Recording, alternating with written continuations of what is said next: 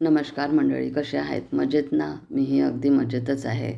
चला तर इथे आपण सूर्यनारायणाचं दर्शन घेऊन आज सकाळच्या कामाला लागलेली आहेत. तर सर्वप्रथम तर तुम्हाला गुढीपाडव्याच्या हार्दिक शुभेच्छा. चला तर मग मी इथे आता पहिले झाडून वगैरे टाकलं आणि छान अंगणात वगैरे पाणी टाकून घेतलं आणि इथे अशी छानशी अशी रांगोळी काढायला घेतलेली आहे. मी गुढीची अशी रांगोळी काढून घेतली आज.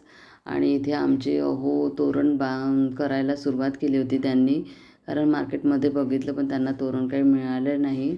मग त्यांनी घरीच आंब्याच्या पानाचं तोरण करून घेतलं आणि मी इथे येऊन दारामध्ये स्वस्तिक वगैरे काढून घेतली. छान अशी पूजा वगैरे स्वस्तिकची करून घेतली आणि त्यानंतर घरातली पूजा वगैरे करून घेतली. पूजा आरती वगैरे झाली आमची घरातली आणि गुढीची पण पूजा करून घेतली.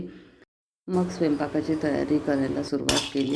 पहिले तर वरण भाताचं कुकर वगैरे लावून घेतला आणि त्यानंतर भाजी करायला सुरुवात करून घेतली. इथे मी शिमला मिरची बटाट्याची वगैरे भाजी करून घेतली.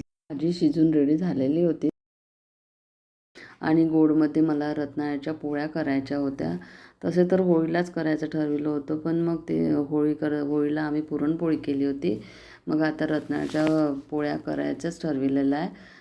नारळ बारीक कापून तूप टाकून वाफेत शिजायला ठेवलेले आहे आणि ती कढी करायला घेतली. कढी वगैरे छान करून घेतलेली आहे आणि त्यानंतर भज्याचं वगैरे भिजवून घेतलं. भज्याला गरम मोहन वगैरे टाकून घेतलं आणि ते भजे करून घेतले. त्यानंतर मग रत्नाळ्याच्या पोळ्या करायला सुरुवात करून घेतली आणि ते रत्नाळ्याच्या पोळ्या पण करून घेतल्या. मग मी छान बघा छोट्या छोट्याच केल्या, मोठ्या जास्ती खाणं नाही होत त्यामुळे छोट्याच करून घेतल्या. आणि इथे आपला सगळा स्वयंपाक रेडी झालेला आहे. वरण भात भाजी पोळ्या, रत्नाळ्याच्या पोळ्या आणि कढी भजे वगैरे सगळा स्वयंपाक आपला रेडी झालेला आहे इथे. आणि मग देवाचा नैवेद्य काढून घेतला. देवाला नैवेद्य वगैरे दाखवून दिलेला आहे. तुम्हाला माझा व्लॉग आवडला असेल गुढीपाडव्याचा तर मला लाईक सबस्क्राईब नक्की करा. शेअर करायला विसरू नका. मग तुळशीचा पण नैवेद्य करून घेतला आणि तेवढ्यातच मग गाय आलेली होती. मग गाईला पण गाईचा नैवेद्य चारून दिला आणि असा आजचा माझा ब्लॉग होता. आणि मग सायंकाळी मस्त छान दिवाबत्ती वगैरे करून घेतली आणि आम्ही साईबाबाच्या मंदिरात जायचं ठरविलं होतं.